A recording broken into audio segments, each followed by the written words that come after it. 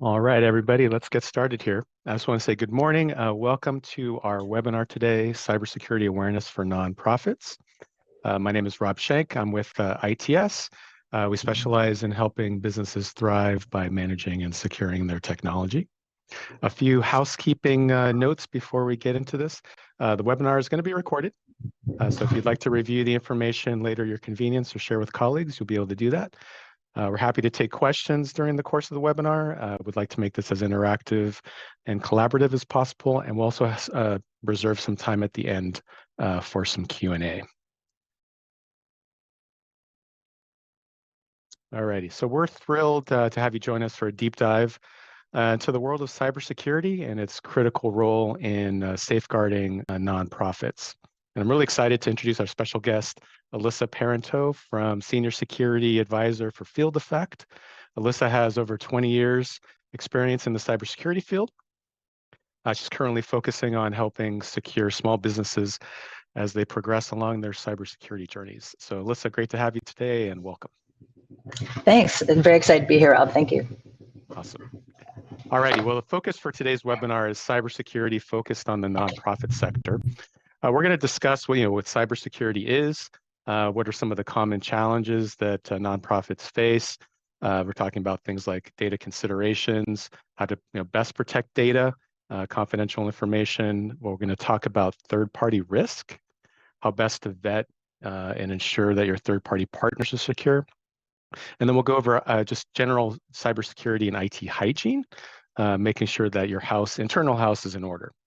And then we'll go over some practical steps that can be taken to fortify your network, make sure that internal protections are in place, and arm you with some actionable information that can spur some internal conversations. So let's get started here. So Alyssa, at this point, can you go ahead and give us a good overview of the current cyber landscape and what's particularly relevant for nonprofits? Yeah, for sure, Rob. I think that, historically, cybersecurity was kind of viewed as a point in time. We put our antivirus on our systems, we set our Windows firewall, but it was a bit of a set it and forget it. There has been a big shift just with the technology shift where we really now focus on cybersecurity as a form of continuous risk management.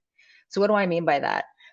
It's this continuous process of identifying the risks that we face that are intrinsic to how we use our technology, and then figuring out what steps we can take to mitigate those risks. So why is it now continuous? For three main reasons. Technology changes quickly. I love the diagrams here. I remember the 3.5-inch floppies, and I remember, burning the mixed CDs. And that wasn't that long ago. And just look at, how we listen to music now, right? And how we store data now. How we interact with technology changes quickly. I don't know about you guys, but what I do on my phone now compared to only a couple of years ago, I used to actually use the navigation on my car, right? Now I just use my phone. My phone tells me everything. So even just those points, right? That interaction changing so kind of constantly means that we have to change constantly. And so unfortunately, that also means that how the threat actors abuse technology changes quickly as well, as they're figuring out kind of new ways to try to get to us, right? New ways to get our information, new ways to affect us. So it kind of sounds like it's a bit of a cat and mouse game, boils down to maybe having like really strong cyber foundation, a strong infrastructure that kind of covers the bases, and then maybe having flexibility to kind of pivot because there's known and unknown threats, right? And it seems like a lot of those things are accelerating. Is that kind of a fair summary, Alyssa? Yeah, that's actually a perfect summary. That's a great way of thinking about it. And those companies that are able to create that foundation and manage that foundation and just kind of build on top of it are the ones that are going to be able to manage that risk well. I think that the key takeaway is that cybersecurity is never done. We do want to build that foundation, but you do need to be able to pivot and react as things change. So you kind of mentioned that the continuous risk management is sounds like a very important critical component of protecting a network. So is there kind of parallels that we can kind of draw between kind of work and kind of personal lives? Yeah, for sure. I actually I love this slide because I do feel that cybersecurity can be a bit daunting for people, right? It is very big, it's multifaceted, and it can be very confusing and convoluted. But what I want to show with this slide is that there's aspects within cybersecurity, there's key concepts that people are already familiar with and that you guys are already doing all the time. So just look at how you manage risk in other aspects, right? Like if we think about, when you leave your home or your apartment, wherever you live, when you leave, one of the things that we do is we're going to lock that door, right? We want to lock our front door. So we're taking an action to manage the risk of somebody coming into our house unauthorized. I have one of those little doorbell cameras. I love that, right? So that's something I have in place so that I can have situational awareness of what's going on outside my house. So I'm managing risk that way. When we get into our vehicles, right? The first thing we do, and we're not even thinking about it, which is interesting, you sit down, right? And we put our seatbelt on. So right there, we're taking an action to manage for the risk that something might happen to us while we're driving our vehicle. Now, the parallel is that if we can understand the risks with how we use technology, in the diagram here, we have the person on the computer, they're talking to cloud services, they might have USB headphones. If we can understand where all those little risks lie, then we can take those actions just like we would with the car in the house. And then if you can think of it this way, it makes us a smaller target, right? As we manage risk, we're kind of able to shrink down the size of the target we look like to those bad guys, to the cyber criminals. So what about like the kind of the proactive nature of like taking this action, like taking an action before something happens and kind of like looking ahead? It sounds like maybe like the continuous kind of monitoring, like how does that affect, and what's the kind of similar concept you'd say? Or no, that's a perfect parallel. Yeah. So when we're not trying to put on our seatbelt as our car is sliding on ice, right? Like as we're losing control of the vehicle, that's not when we think, oh, I should put this on, right?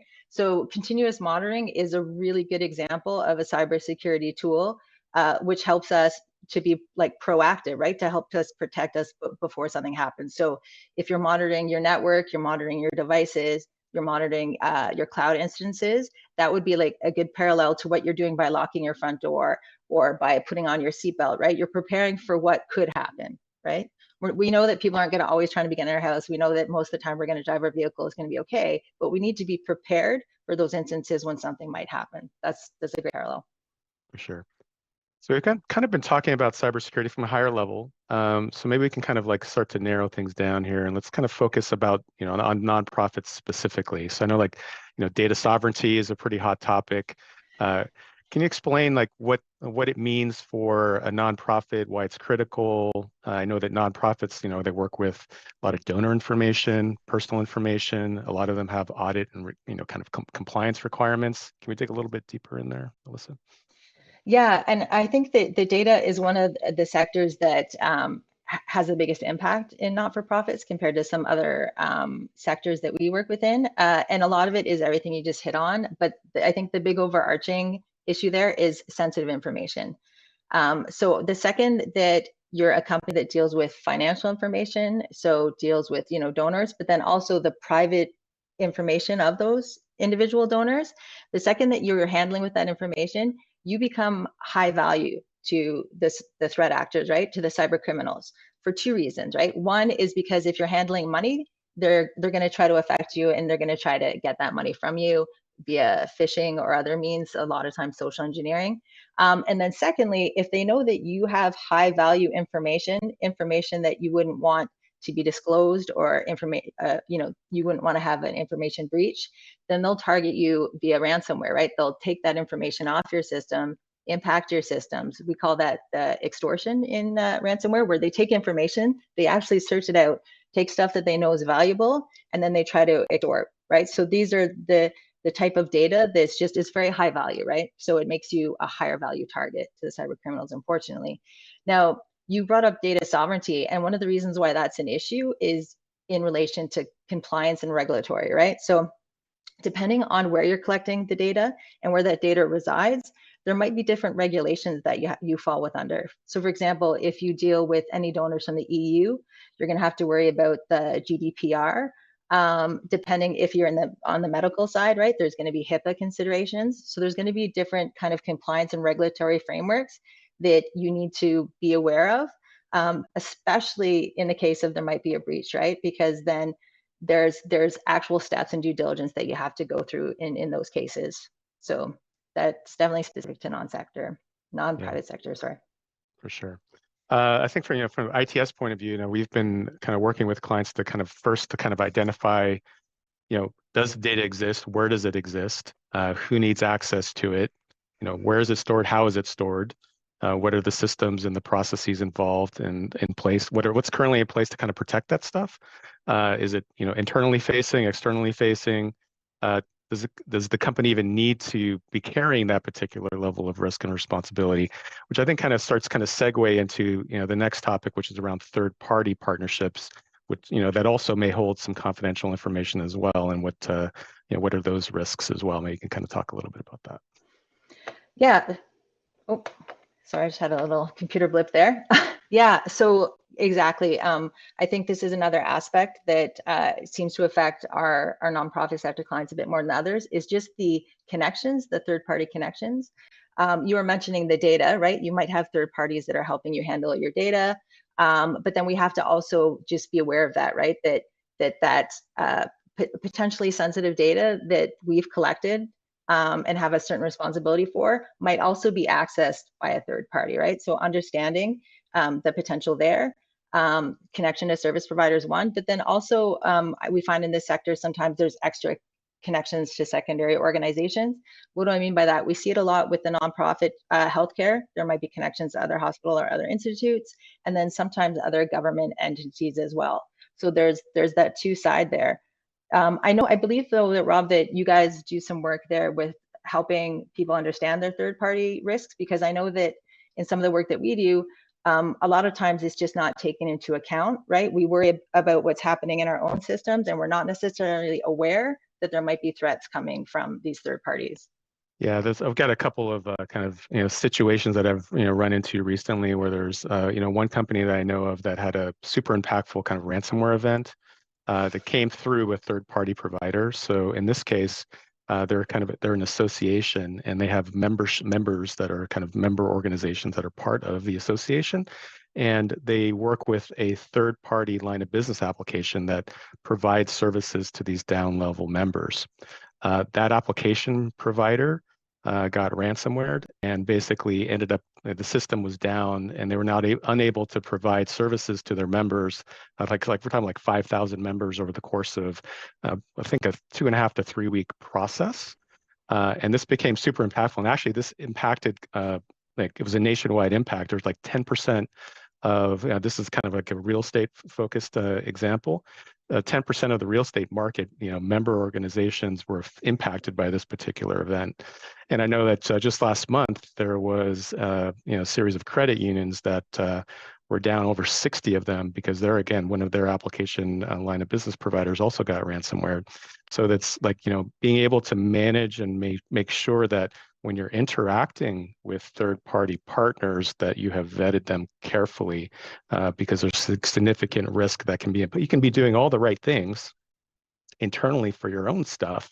But if you're relying on third parties for specific applications and specific use cases, and that gets impacted, that's outside of your realm, but it still dramatically impacts your own organization.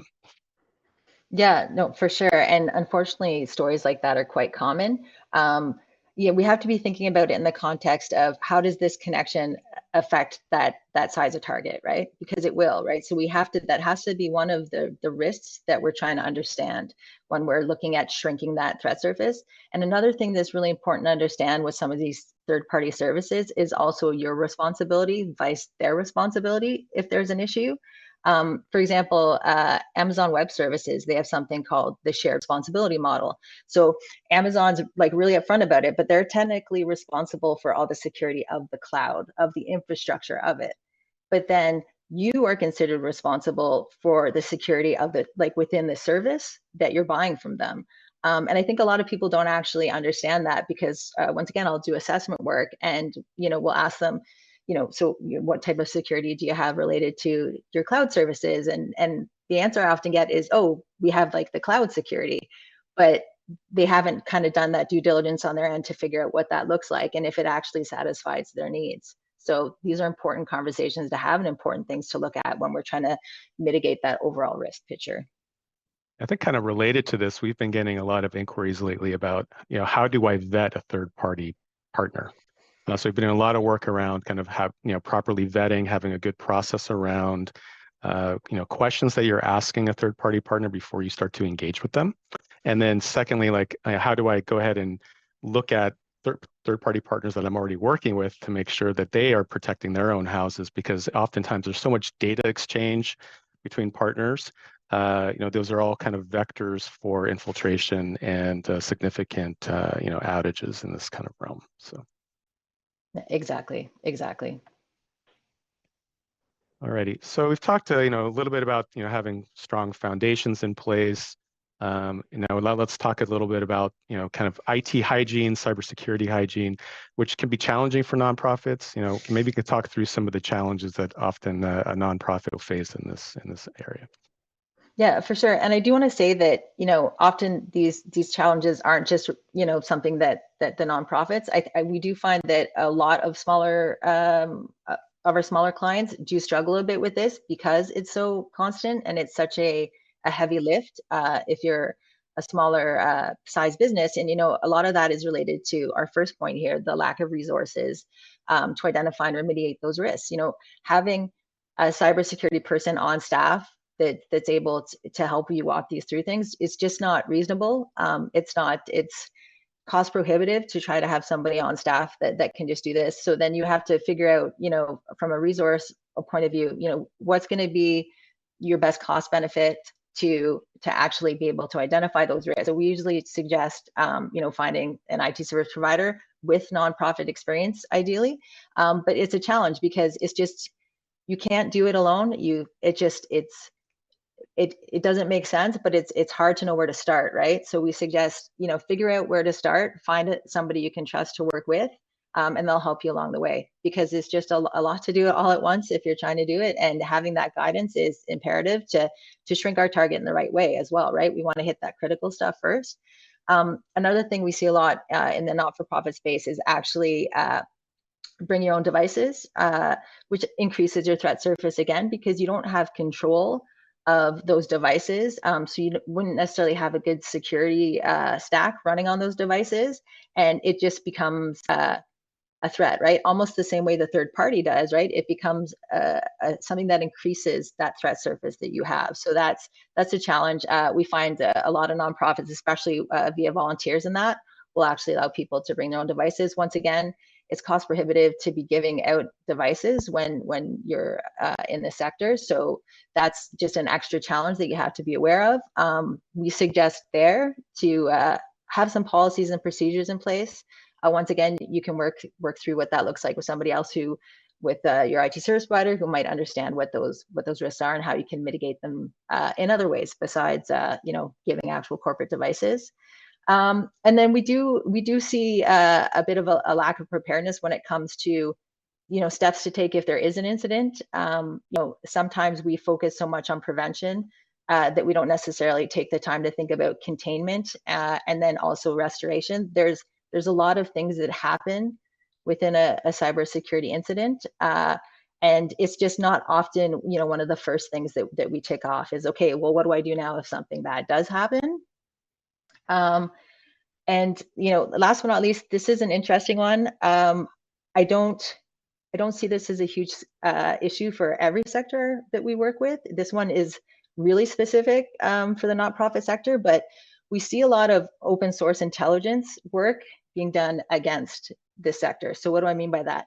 The threat actors will monitor, like you guys will monitor your feeds. We'll find out, when somebody's given money, and then they'll target those people. We unfortunately had a client who had just given out a couple grants and they had publicized it, and they were targeted by threat actors. And I think they ended up getting a couple $100,000 from, people who were supposed to get the money. And it was a really simple kind of sob story of like, we're so sorry, we made a banking error, we need to get that money back, and we're going to transfer it from the right funds. And unfortunately, they were able, to target them because that information was out there. So these are things that you have to keep in mind that maybe other businesses or sectors might not. Yeah, I mean, a couple points there. One, you mentioned kind of having an incident response plan. Definitely, like, don't want to be creating one as you're going through an incident. Yeah. That is, you want to think this through and have this plan already kind of developed ahead of time. Also kind of brings up the topic around kind of the cybersecurity awareness training, and really kind of helping, because the vast majority, I think it's like, last I've heard, around 70% of incidents are coming in through phishing. So being able to kind of train your staff and team members, you got that human element. They're often the front lines. And then, just in order to kind of make that or help that cybersecurity awareness training program as successful as possible, we've seen, it's definitely making sure that you have leadership buy-in, lead by example, that really kind of sets the tone. Also see, gamifying things, making it more fun for the team. Having some kind of recognition and rewards in place, to kind of really kind of create that culture of a cybersecurity first mindset, and really emphasizing that. And the other thing too, what we've seen that's been very successful is emphasizing that the training, while there's a business component to this, this also has impact and a positive benefit for your personal lives as well. Oftentimes people are working with, how do you protect your own personal networks, your family and colleagues and so forth, and really kind of, expressing that this training that you're getting is going to impact both personal as well as business. And I think the other point you mentioned was around, you mentioned the example of the grant and then some folks being targeted. I've also seen that. I know that, a couple of companies I've worked with, member organizations were given a grant through a specific philanthropist. They went ahead and publicized this, publicly. Whole series of cybersecurity phishing attempts were kind of resulting, and again, definitely being careful about what it is that you say externally, and making sure that you have through the lens of, like, while it's positive to promote a positive event like this, you also got to think about how can this be turned around against me, and really kind of think that through before you go ahead and start publishing certain things online. Kind of pivoting, what about the kind of like the grant process? This is also now an important consideration for nonprofits. What are some of the considerations there as they work through kind of grant writing and so forth? Yeah, no, that's a good point. That is certainly related to cybersecurity hygiene. It depends on the grants, right? There's so much variety, but some of them will actually have a cyber security hygiene component to it, in that they'll expect a certain baseline level of cybersecurity to be in place, almost like a compliance piece, right? Where they're going to want you to have a certain level of cybersecurity in place before you can actually get that grant. So we do see that, not all of them. And then there's a flip side of that too, that you can actually get grants as a nonprofit. There is some grants in place related to actually helping you up your cybersecurity. I was trying to look them up here. I know, like, there's different ones depending on like the specific sector maybe your nonprofit works within, pardon me. So for example, there's a few through FEMA if you have any touch points related to emergency preparedness. But CISA also has them, CISA. So you might want to look into that and just see, like, if you are interested in bringing up that base level, see actually if you can apply for some of those grants, and then it will also maybe hopefully open up more grant options for you as well, right? Once you've been able to establish that base level, that foundation we were talking about before, Rob. Yeah. Yeah. Good points there.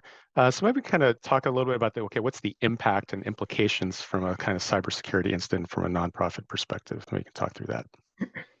Yeah, and certainly, don't want to fearmonger here. Just want to be preparing people for what possible impacts could happen. What we see at Field Effect, the company I work with, we do incident response work. So we're often working with companies through these difficult situations. So one of the biggest ones is downtime. Depending on the nature of the incident, it's going to impact your ability to operate, right? Which can be really huge. Your access to data, right? Just overall your ability to operate. Downtime is always a part of it, because even if it's a smaller incident, you're still going to want to take down functions within your network, just to make sure that you understand the full impact, the full breadth and depth of the incident. So there's always some form of downtime with those, because we just want to make sure that we are doing the remediation process right.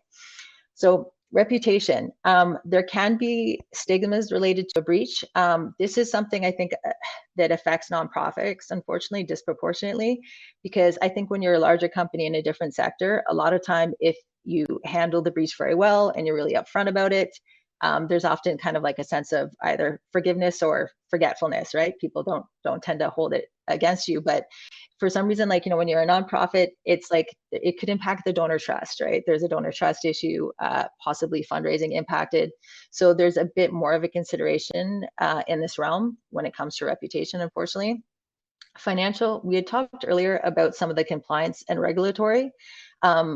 Certain things like PCI, so if you're handling some of that payment data, there's actually fines in place where if they, as part of the remediation, if they don't feel like you had your due diligence related to your cybersecurity hygiene, then there could actually be significant fines there.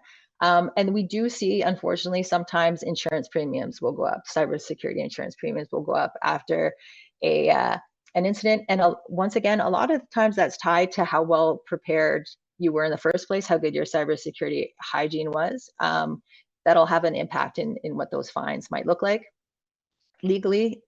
So when there's a data breach that involves personally identifiable information, you just really have to be aware of the steps that you have to take. When that happens, you're going to have to notify people, you're going to have to notify donors. Probably there's going to be state law enforcement that you're going to have to notify. There's processes in place. And this goes back to, Rob, what you were talking about earlier. Just having a good understanding of the type of data you have will help you understand if some of these consequences could impact you if there was a breach.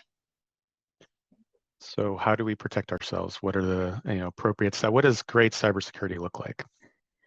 Yeah, and I think this was the big thing, Rob, that we wanted to get across, right? If you understand and you understand what these risks are you're going to be facing, we want to enable you guys, with information and let you know, like, there are steps that you can take to protect yourself and to have a positive impact on your cybersecurity. So generally speaking, what we tell people is, our first step is use technology. As much as you can, solve the problem with technology. And you can think of it like this: is if we can use a really big net with technology and stop a lot of those cyber criminals from getting far enough down to actually interact with their people in their first place, we're a step ahead. And with technology, it allows for speed and automation that people just aren't capable of. So we like to first have a good blanket of a good technology solution. But as you know, technology can't solve everything, right? Technology can't solve every problem. So once we've used technology, we want to look at how we can supplement and fill in some of those gaps with policies and procedures.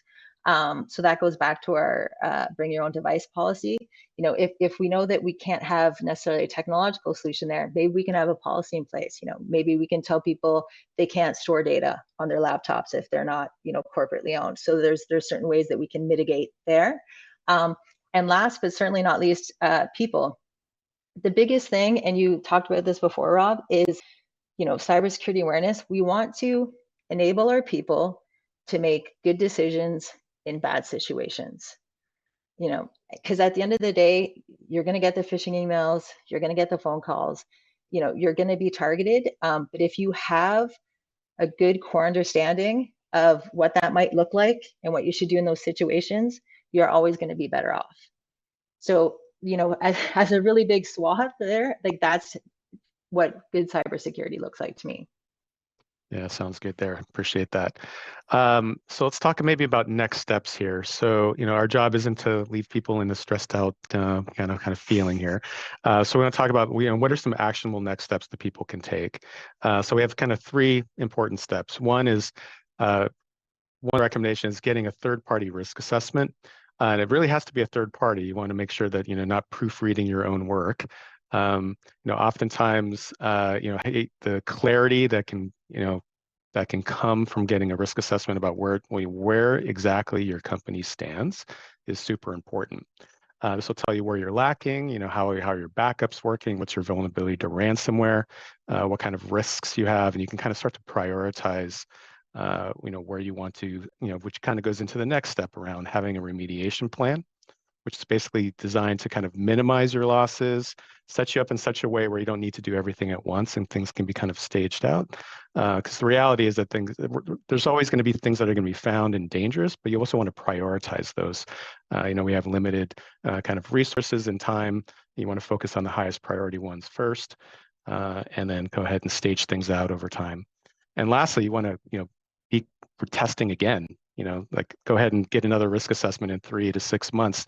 Make sure that you've gone ahead and reduced that level of risk.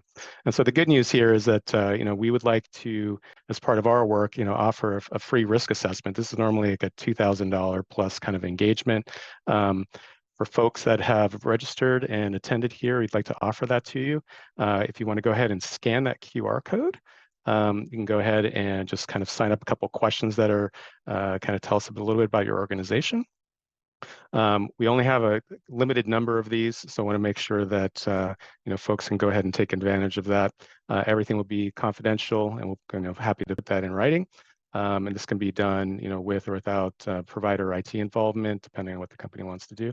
Also included with that is kind of a dark web assessment, which is basically the dark web. We didn't really touch on that much. With basically that's the internet black market, effectively where credentials are often lost, or stolen credentials are bought and traded and sold.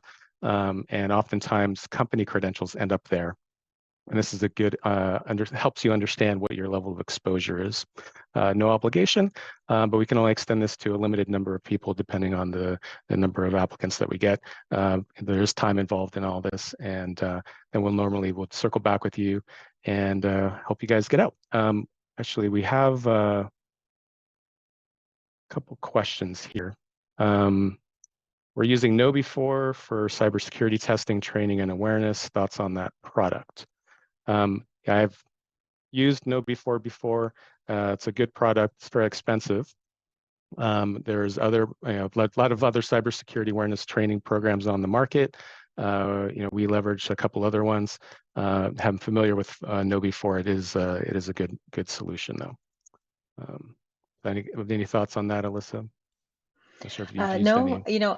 I've only, it's been a while since I've used KnowBe4. I am familiar with it. I think that while any cybersecurity testing and training is good, the one thing that I would, any's better than none.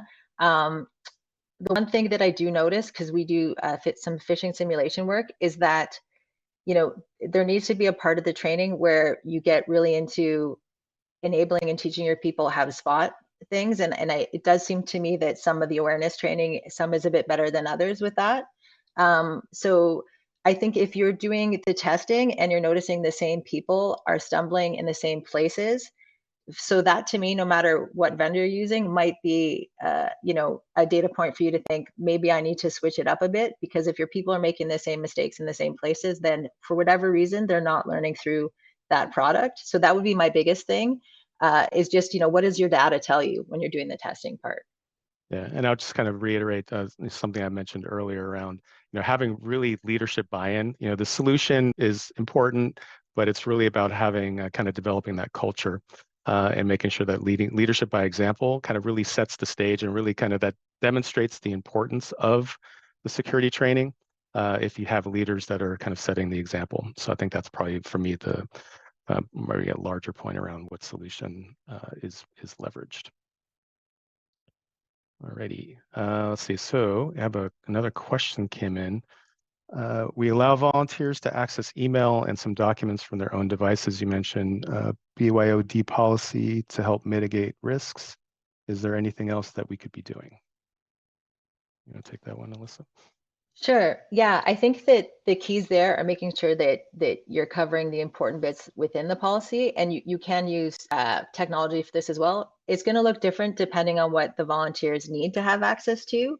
But at the end of the day, you want to be thinking of their devices as untrusted, right? So what does that look like? That looks like having a policy, and then you could even do this in a technical capacity of not allowing them to put any of the organization's data on their systems, right? So not allowing them to download documents to their system. That's one thing. How they authenticate to your systems, once again, treat them as untrusted. So make sure when they're authenticating that it's multi-factor authentication. You might even want to use, a higher level where you have, it's not just 2-factor, it could be 3 or 4-factor. And then also on a technical level, you could look at sessions. How long, when they're authenticated, how long does that last for before it expires, right? So, and at the end of the day, think of it, this is untrusted.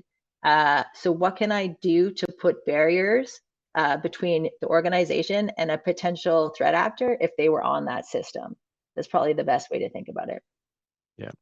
We've also been doing a lot of work around zero trust situations where, again, treating, bring your own device as an untrusted entity, making sure that it meets certain, updates are installed, certain application revisions are in place before getting access to internal resources.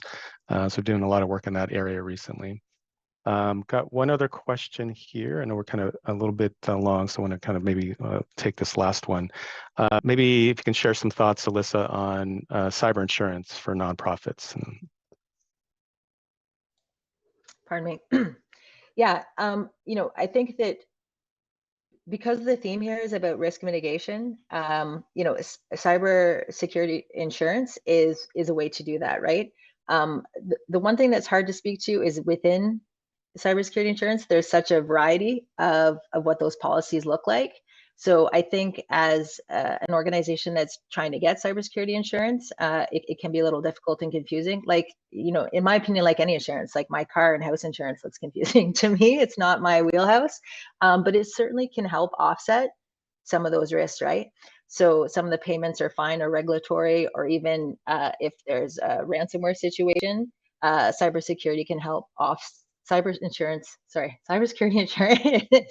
cyber insurance can help offset some of that. So it does allow you to manage your risk. It's one of the vehicles that you can use. We usually recommend it. I don't know, Rob, what are your thoughts?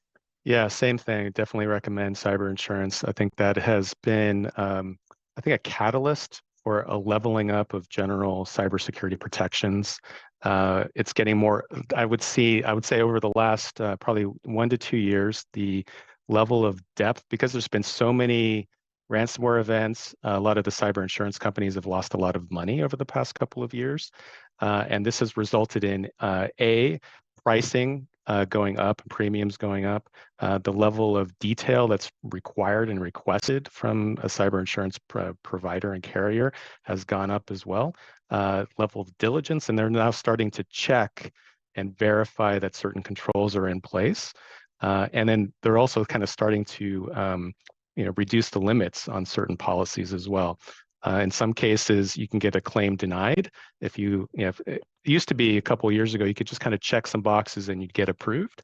But now those days are kind of long gone. So they're verifying and making sure that you've said what is accurate. Don't lie on your cyber insurance renewal form. Make sure that everything is accurate because it needs to be defensible in the case of if you have an event or a cyber incident. You want to make sure that that claim is processed, and if it turns out you haven't done a certain thing that you said you checked the box on, it's going to come back to you, and they'll go ahead and deny the claim. So very important. It's kind of a piece of the overall, I think, cybersecurity program, and I think it comes back to what you said around what does good cybersecurity look like. You're having those kind of fundamental technical controls, policy and procedure and people process as well, layered on in addition to a cyber insurance policy would be my general suggestion. All right, we'll see if there's any other questions, and I'll give it maybe a couple seconds here. And if not, we'll wrap it up, and just really appreciative of everybody's time. And thank you so much. We'll have wonderful rest of your day. And thanks to Alyssa. I really appreciate your expert advice here, and look forward to upcoming webinars. Thank you, everybody. Thank you.